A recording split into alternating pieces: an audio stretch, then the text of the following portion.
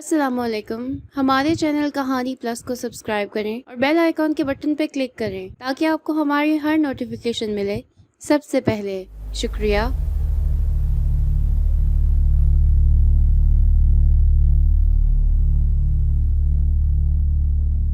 رات کے تقریباً 8 بجے کا وقت تھا. شدید گرمیوں کے دن تھے. گلیاں اور سڑکیں روشن تھیں. اس گلی میں بھی اسٹریٹ لائٹ ہونے کی وجہ سے کافی روشنی تھی. ٹیکسی کافی تیزی سے ایک دوسری گلی سے نکل کر ایک انتہائی بسیدہ مکان کے سامنے رکی تو دوسرے ہی پل اس ٹیکسی میں سے ایک مرد اور عورت باہر نکلے. ان کے ساتھ مختصر سامان تھا. ان کے اترتے ہی ٹیکسی 9 تو 11 ہو گئی. دونوں نے اس پرانی سے مکان کو دیکھا. وہ 3 کمرے کا مکان تھا مگر رنگ اور روغن اڑ چکا تھا. مرد نے جیب سے چابی نکال کر تالے کو کھولا. تالا کھلنے کی دیر تھی کہ اچانک پوری گلی اندھیرے میں نہا گئی. انہیں شدید جھٹکا لگا مگر تالا کھل چکا تھا. وہ دھک دھک کرتے دل کے ساتھ اندر داخل ہو گئے. اندھیرے کی وجہ سے وہ کچھ بھی دیکھنے سے قاصر تھے. پھونک پھونک کر قدم رکھنے کے بعد وہ ایک کمرے کے دروازے پر پہنچے. وہ دروازہ بند تھا مگر تالا نہیں تھا.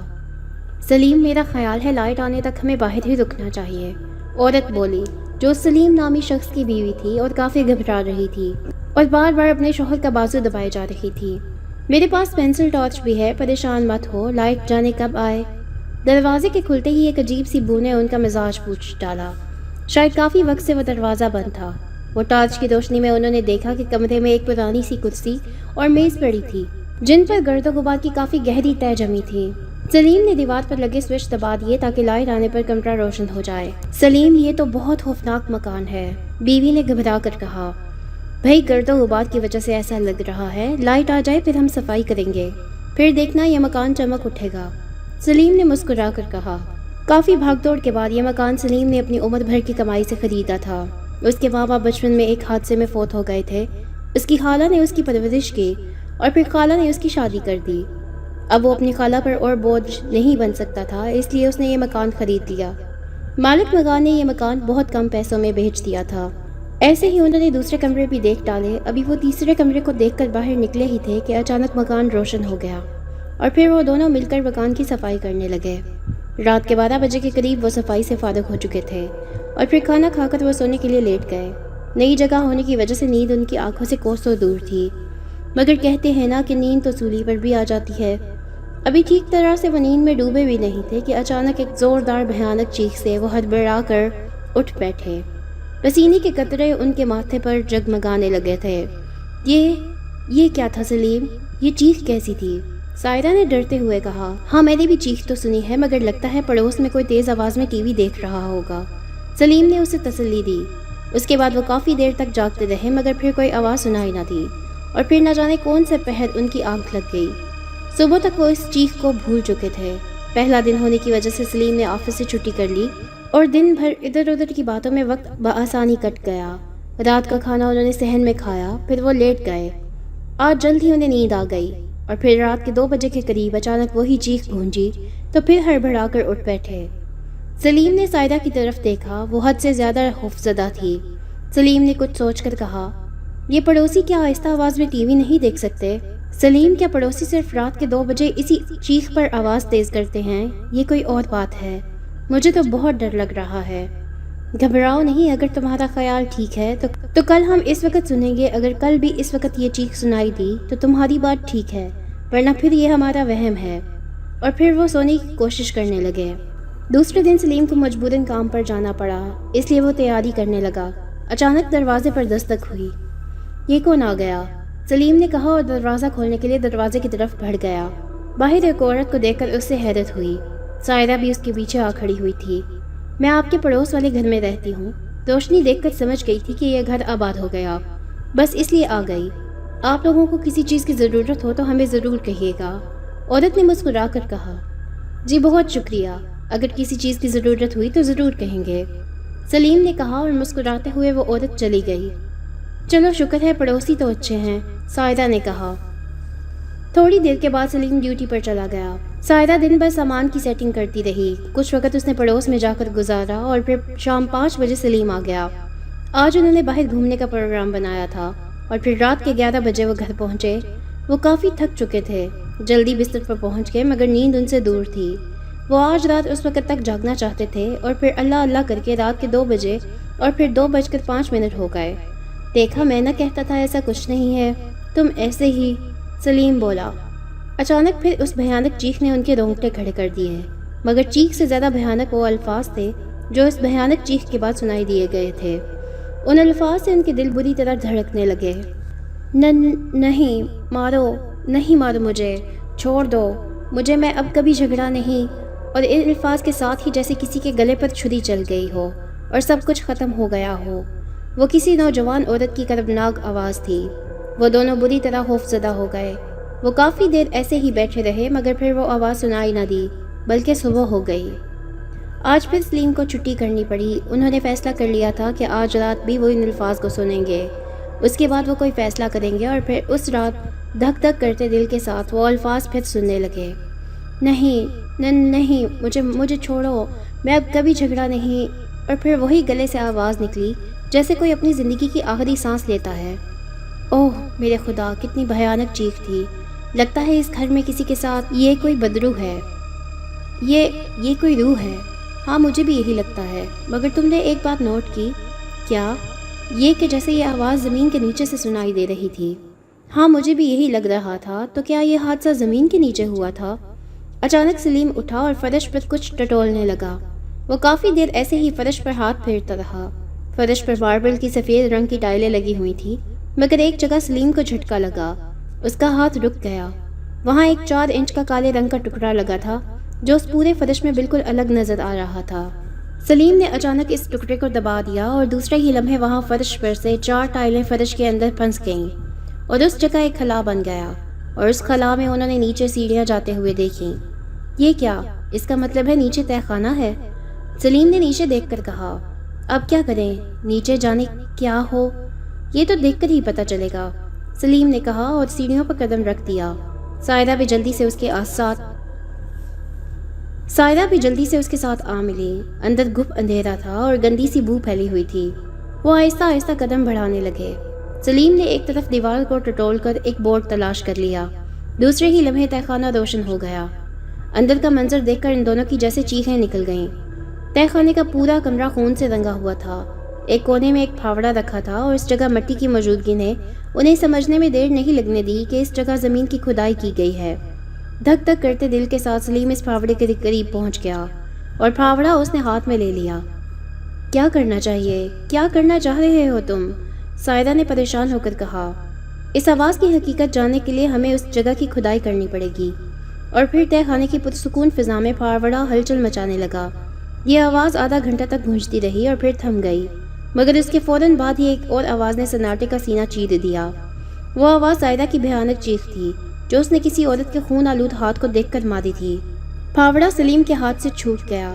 ابھی صرف اس لاش کا ہاتھ ہی برآمد ہوا تھا جو اس پھاوڑے میں پھنس کر باہر جھانکنے لگا تھا۔ تو میرا شک ٹھیک نکلا، اسے کسی نے قتل کر کے دفنا دیا تھا، مگر کس نے؟ سلیم بڑبڑا رہا تھا کہ اچانک تہہ خانے میں اندھیرا چھا گیا تو ان کے رہے سے اوسان بھی خطا ہو گئے۔ انہوں نے ٹارچ کی روشنی میں گھڑے کو برآمد کیا اور تہہ خانے سے باہر آ گئے۔ اب کیا کریں سلیم؟ مجھے لگتا ہے ہمیں پولیس کو اطلاع دینی چاہیے۔ ہاں یہی کرنا ہوگا، صبح ہم سب سے پہلے یہی کام کریں گے۔ اور پھر تمام رات ان کی جاگتے ہی گزری۔ صبح ناشتے کے بعد کچھ سوچ کر سلیم تھانے جانے سے پہلے اپنے پڑوسی کے دروازے پر دستک دے رہا تھا۔ تھوڑی دیر کے بعد 30-32 سال کے ایک شخص نے دروازہ کھولا۔ جی فرمائیے، اس شخص نے حیرت سے اسے دیکھ کر کہا۔ میں آپ کا نیا پڑوسی ہوں اور ابھی 2 دن پہلے ہی ہم یہاں شفٹ ہوئے ہیں۔ اچھا، میری بیوی نے بتایا تھا آپ لوگوں کے بارے میں۔ جی کوئی چیز درکار ہے کیا؟ اندر آئیے، اس نے ہوش ہلاک لہجے میں کہا۔ نہیں کچھ چاہیے تو نہیں تھا، بس یہ پوچھنا تھا کہ ہم سے پہلے یہاں کون رہتا تھا؟ اس مکان میں 2 میاں بیوی رہتے تھے۔ اولاد تو کوئی نہیں تھی مگر انہوں نے پورے محلے کا جینا حرام کر رکھا تھا۔ شاید ہی کوئی دن ہو جب وہ دونوں آپس میں نہ لڑتے ہوں۔ ہم نے مالک مکان سے کئی بار شکایت کی مگر وہ بھی کچھ نہ کر پایا۔ یہاں سب کرائے پر رہتے ہیں۔ آپ کو جانے اس نے کیسے مکان بیچ دیا؟ مگر ایک دن پتہ چلا کہ اس کی بیوی کہیں چلی گئی، اسے چھوڑ کر، شاید لڑائی جھگڑے سے تنگ آ کر، اور کچھ دنوں بعد وہ شخص بھی چلا گیا مگر جاتے جاتے اپنا پتہ مجھے دے گیا کہ اگر اس کی بیوی کبھی آئے تو اسے دے دینا۔ اتنا کہہ کر وہ خاموش ہو گیا۔ کیا وہ پتہ آپ مجھے دے سکتے ہیں؟ شاید میں اس کی کوئی مدد کر سکوں۔ کیوں نہیں، میں ابھی لے کر آتا ہوں۔ اور پھر وہ شخص اندر کاغذ کا ایک ٹکڑا لے آیا اور اس کے ہاتھ پر رکھ دیا، اور پھر سلیم اس کا شکریہ ادا کر کے اپنے گھر آ گیا۔ اتفاق سے وہ پتہ اس شہر کا تھا اور یہاں سے زیادہ دور بھی نہیں تھا۔ پھر تھوڑی دیر بعد ٹیکسی ایک دروازے کے سامنے رکی اور سلیم ٹیکسی سے باہر نکل کر اس دروازے پر دستک دے رہا تھا۔ جلدی دروازہ کھل گیا اور ایک نوجوان غور سے سلیم کو دیکھ رہا تھا۔ مجھے اختر علی سے ملنا ہے۔ جی فرمائیے، میں ہی اختر علی ہوں، اس نے حیرت سے کہا۔ کیا اندر بیٹھ کر بات نہیں ہو سکتی؟ بات کچھ لمبی ہے۔ جی اندر آئیے، اس نے راستہ دیتے ہوئے کہا۔ وہ مکان کافی پرانا سا تھا۔ کمرے کی حالت بتا رہی تھی کہ نوجوان یہاں اکیلا رہتا ہے۔ جی فرمائیے، اس نے ایک کرسی کی طرف بیٹھنے کا اشارہ کرنے کے بعد کہا۔ میں ابھی اس مکان میں رہتا ہوں جہاں پہلے آپ رہتے تھے۔ اوہ، اس مکان میں؟ مگر میرے لیے وہ مکان کچھ اچھا ثابت نہیں ہوا، اس شخص نے کچھ اداس ہو کر کہا۔ سنا ہے آپ دونوں میاں بیوی کے درمیان اکثر جھگڑا رہتا تھا۔ ہاں کچھ ایسا ہی تھا، مگر جھگڑا اکثر وہی شروع کرتی تھی۔ مگر آپ یہ کیوں پوچھ رہے ہیں؟ اور آپ ہیں کون؟ مگر لڑائی جھگڑے کا ایک اور حل بھی تو تھا، آپ اپنی بیوی کو طلاق دے سکتے تھے۔ طلاق؟ میں اسے کیوں دیتا؟ میں اس سے محبت کرتا تھا، بلکہ آج بھی کرتا ہوں۔ محبت کرنے والے ایسے تو نہیں کرتے جیسا آپ نے کیا تھا۔ میں نے نہیں، وہ مجھے چھوڑ کر گئی تھی۔ میں نے اس کے ساتھ کیا کیا؟ آج بھی میں اس کا راستہ دیکھ رہا ہوں۔ آپ کو کیا لگتا ہے وہ اس تہہ خانے میں سے نکل کر پھر آپ کے پاس آ جائے گی؟ تہہ خانہ؟ کیا مطلب؟ کون سے تہہ خانے کی بات کر رہے ہیں آپ؟ اسی تہہ خانے کی جس میں آپ نے اسے دفنا دیا تھا۔ کیا؟ یہ آپ کیا کہہ رہے ہیں؟ آپ کا دماغ تو ٹھیک ہے، وہ مجھے چھوڑ کر کہیں چلی گئی تھی، مگر افسوس تمہارا یہ جھوٹ بے نقاب ہو گیا، کیونکہ میں نے اپنی آنکھوں سے اس کی لاش دیکھی ہے۔ تم نے اسے مار کر تہہ خانے میں دفن کر دیا۔ ظلم کی اس سے بڑی مثال میں نے آج تک نہیں دیکھی۔ نہیں، یہ جھوٹ ہے، میری رانی نہیں مر سکتی، تم جھوٹ بولتے ہو۔ وہ پھوٹ پھوٹ کر رونے لگا۔ نہ جانے کیوں سلیم کو اس کا رونا حقیقت لگا۔ کیا تم ٹھیک کہہ رہے ہو؟ تم نہیں جانتے اسے کس نے قتل کیا؟ نہیں، خدا کی قسم میں نہیں جانتا ایسا کس ظالم نے کیا۔ مجھے تو بس ایک دن پتہ چلا کہ وہ گھر پر نہیں ہے۔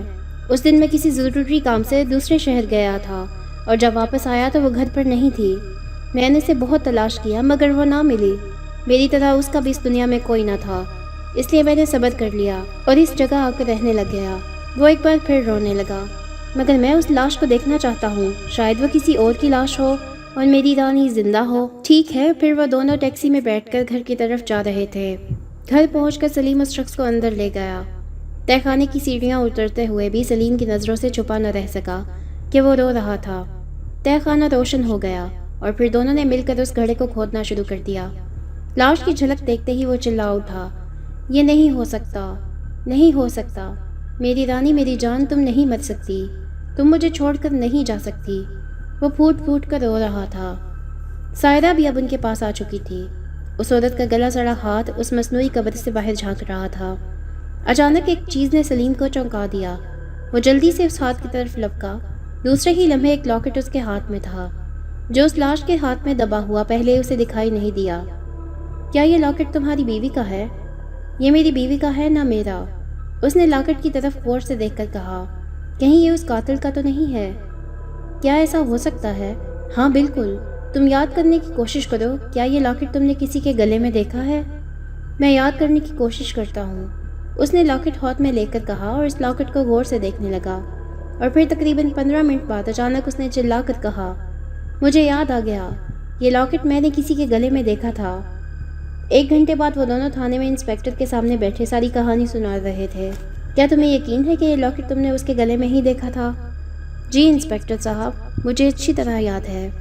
اور پھر نیلے رنگ کے اس گیٹ پر تیسری دستک کے جواب میں اس مالک مکان نے دروازہ کھول دیا۔ پولیس کو دیکھ کر وہ کچھ پریشان ہو گیا۔ جی فرمائیے، کس سے ملنا ہے آپ کو؟ اس نے مضبوط لہجہ پیدا کرنے کی کوشش کی۔ آپ سے ہی ملنا ہے، آپ کو تھانے کی سیر کرانی ہے، ذرا کیا مطلب؟ وہ کس لیے؟ اس نے گھبرا کر کہا۔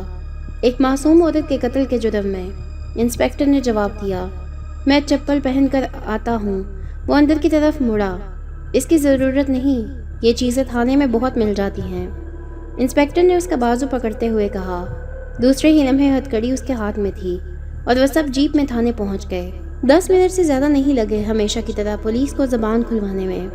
ہاں میں نے ہی اسے مارا تھا۔ روز کے جھگڑوں کی وجہ سے روز کوئی نہ کوئی اس کی شکایت لے کر آتا رہتا تھا، میرا کاروبار متاثر ہو رہا تھا۔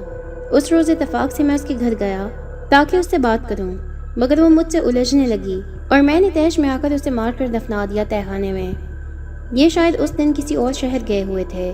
اس نے اختر علی کی طرف اشارہ کیا اور پھر وہ دونوں تھانے سے باہر آ گئے۔ اب ان کا رخ گھر کی طرف تھا جہاں وہ مصنوعی قبر ان کی منتظر تھی تاکہ اسے شرعی طریقے کے ساتھ دفن کیا جائے۔